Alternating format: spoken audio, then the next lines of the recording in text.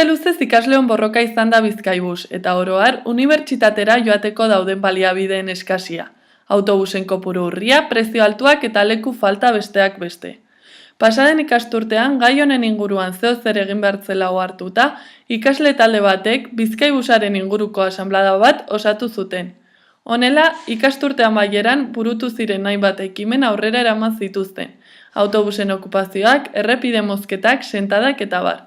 Egoera horrela ikusita, Leioatikeko lagunak, mikro eta kamera eskuan, kampusetik barrena ibili ginen ikasleei klasera nola doazen galdetzeko, eta baita horretarako dauden baliabide eskasen inguruan zuten iritzia jakiteko. Ni normalean sortearekin lagun batekin etortzen naiz, orduan normalean kotxez, baina beste batzutan bueltatzeko joaten hartzen dut autobusa eta gero metroa. Sopelan bizi naizelako eta sopelara ez daude, sopelatik edo Plentziatik, Uribe Kostatik ez dutelako autobusik pasatzen edo.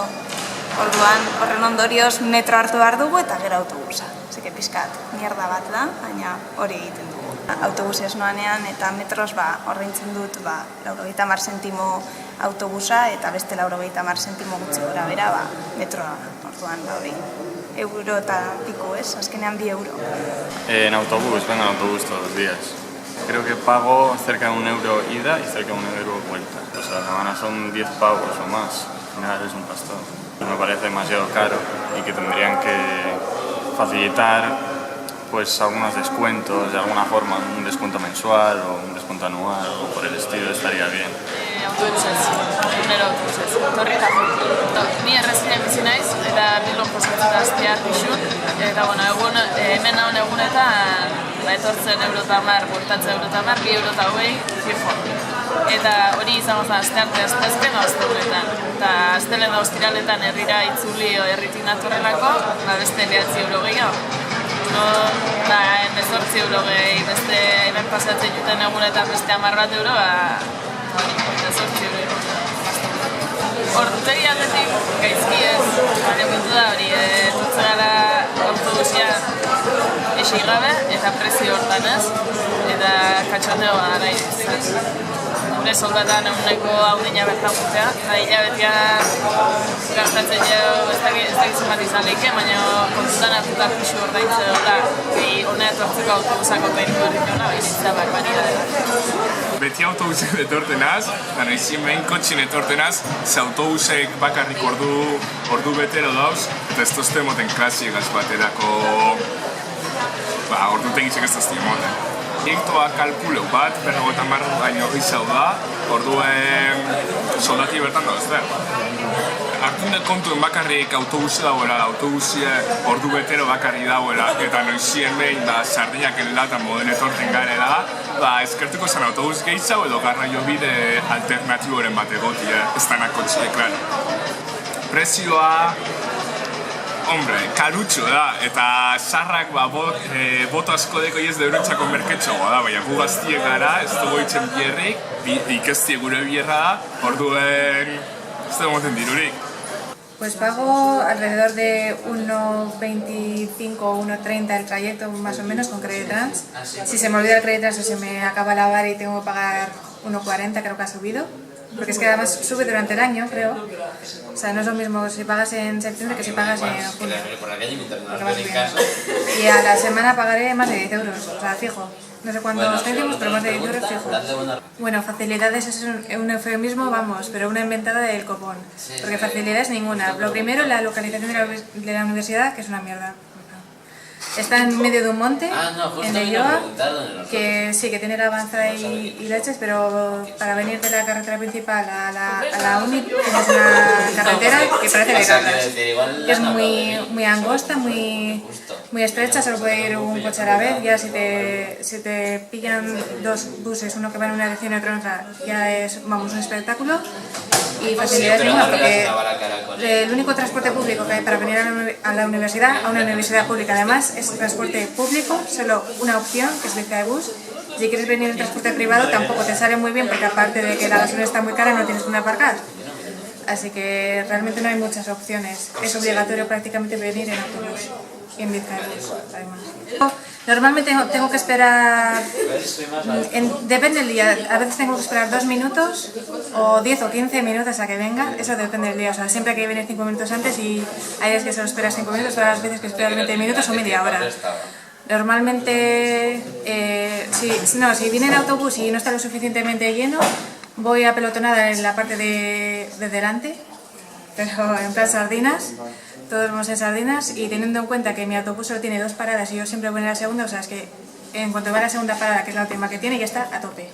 Todos los que estamos en la segunda parada nos hacinamos en donde podemos, en el pasillo o por la leche. Y luego, claro, son los 20 minutos de traqueteo, ahí que no sabes ni a dónde agarrarte de venir hasta la hora. Pues vengo todos los días en mi coche, recojo a mi novia en su casa y venimos hacia aquí. Y pues eso, todos los días a la mañana, hay días que a las 9 o a las 12, pero todos los días. Suelo gastarme alrededor de 20-25 euros, me ayuda mi novia con 10 euros semanales, pero sí, 20-25 euros más o menos. El aparcamiento para los coches está fatal y la gente no se conciencia de ello, es decir, hay mucha gente que prefiere aparcar aquí y dejar el coche mal estorbando a ir al gimnasio y aparcar bien, porque no quieren andar. Y luego el tema del transporte público, yo el defecto que veo que tiene es el precio. Es el precio y que no hay suficientes buses, yo creo, porque si lo pusieran más reducido y pusieran más líneas de bus, no habría tanto problema de aparcamiento y sí que yo, por ejemplo, yo vendría en autobús. Pero como yo no vengo por comodidad, porque yo si cojo el bus tengo que venir todo el viaje de pies. Y no, prefiero gastar un poco más y vengo sentado. Ni etortzen naiz, batzutan kotxeak, baina zintutan gurasoak, baina nire 10 euro duzten den. Da gero etortzen naiz beste batzutan trenez, baina daukat tren bat abandonarte, abandotik beste tren bat San Mamesera, eta San Mameseren hartu behar dut autobusa hona. Eta urteteko bidaia, berez kotxean hogeita garmigiko direnez. Trenez natorrean ez dut dela 6 eta piko eguna. Eta bestela kotxe natorrean, bestela 10 euro direla. Eta gutxi gora bera, astean? Ni arrasateko naiz eta orduan asteburutan bidaiesto bat egin bat horretara. Eta dia 7 bider 14 gehi egunero 3 euro joan etorri, 3 bider 5, 15 gehi 14 gehi inglesa dukadanean berriz ere etorri behar naiz eta ona, hori xo, 15 euro. Hori astean. Ez dago Ez dut interesazuna dauden ikusiz kontrakoa. Nik adibidez hartzen dut trena, badago autobus bat, berez Amurretik datorrena oraino, baina heltzen dago izotzen urtziletan, zer pintatzen dut izotzen unibertsitatean, gaur 11etan sortu bat egin naiz. Eta ikasi, bai, zer ikasi. Nik uste, montau dutela negozio itzela, fakultatea hemen gainean montatzen, kampusa orokorrean hemen jartzen. Eta, bueno, garraio publikoa doaina izatea hitz oso potoloa dira, baina bueno, beste metodo bat edo pentsatu beharko dartezaz. Gainera hemen ikasle asko gaude eta ikasle bakoitzan mundu bat da eta ez dakigu zein den ikasle horren egoera ekonomikoa. Eta ezin da nik ez nago konforme egiten dutelarekin, eta gainera beraien prezio igotzen doa, etengabe. Eta, karo, iritsiko da momentu bat, agian ordaintzen dugula 50 euro astean, ez badela konturatu, ze gutxika igotzute prezioa, eta, karo, zer pasako da orduan. Beste diru garraioan utzita, ze unibertsitatera ez gara etorriko orduan, unibertsitate publikora gatoz gainera, garraio publikoan gatoz, eta begira zelako gazturatzea, eskerra publikoa gara.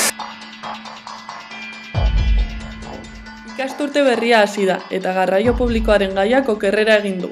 Azken urtean Bizkaiko Diputazioak Bizkaibus kudeatzen duten 6 enpresen artean 10 milioi euro banatu zituen arren, aurten zerbitzu publiko honen hainbat linea ezabatu eta 200 langile baino gehiago kaleratuko ditu, lehen geneukan zerbitzuan kerra gehiago okertuz.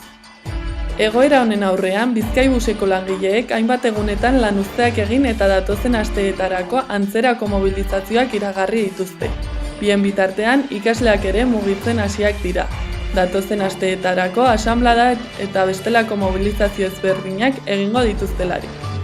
Diputazioak 6 enpresa pribatu hauei aurrekontuak 18 milioira igo dien arren, bertako langileei zein ikasleoi zerbitzu eskas hori garesti ateratzen zaigu egunetik egunera. Zer egingo dugu honen aurrean?